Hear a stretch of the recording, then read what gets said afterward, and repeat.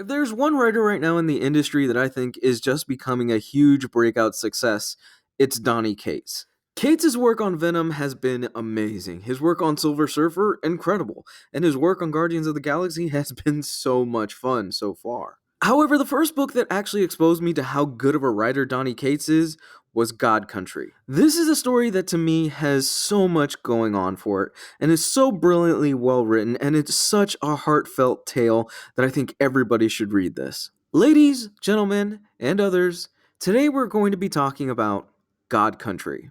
Let's do this.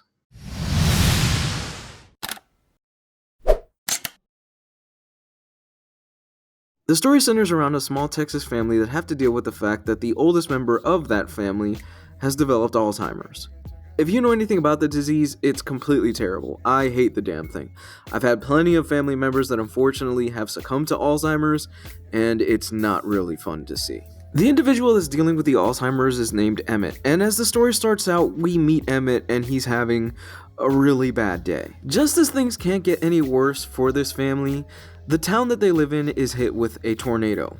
Unfortunately, this ends up destroying the family's house. However, something interesting has happened. Something came out of the tornado. It was actually a sword called Valifax. Through certain circumstances, Emmett is able to get a hold of the Valifax sword, and then out of nowhere, he's suddenly healed. Not only that, but he's actually now a warrior. Things are going amazingly well for a while for the family, and they are so happy to have their oldest member back. Unfortunately, this is a book called God Country, and as you can imagine, there has to be gods in this story. One particular god named Adam has discovered that Emmett now has the sword, and he wants it.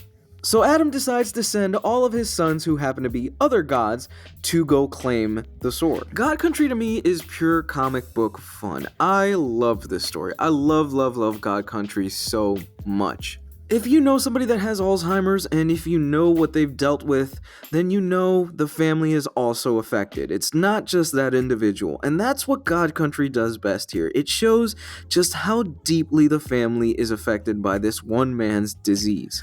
On top of that, I know plenty of people that have had to deal with this and what they would give just to have their family member back for one day. It's a very emotional story that, I'm not gonna lie, when I finally finished turning the pages on this, I had tears in my eyes.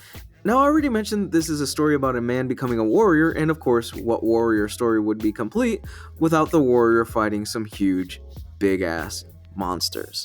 There are several scenes in here where we see Emmett take on huge gods all by himself using the Valifax sword, and they are awesome.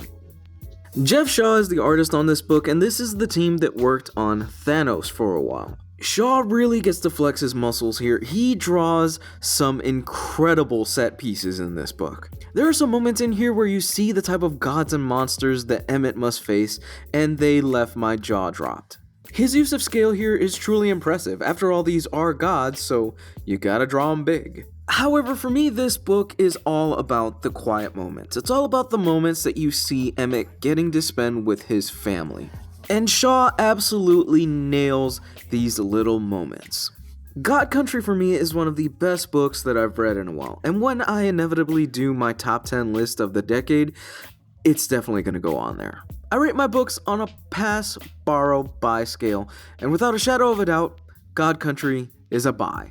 Thank you so much for checking out this video, guys. You can find this book down below in the description, and if you go through that link to Amazon, guess what? I get a cut of the profit. Doesn't come out of your wallet, comes out of Amazon's. You can follow me on Facebook and Twitter if you want to get a hold of me, and of course, if you like this content and you want to support what I do, there is always the Patreon. $5 a month gets you in a raffle at the end of the month. Hit that subscribe button, and of course hit that little bell icon down below. Let me know what you thought of God Country in the comment section. I love you. I'll speak with you soon. Bye.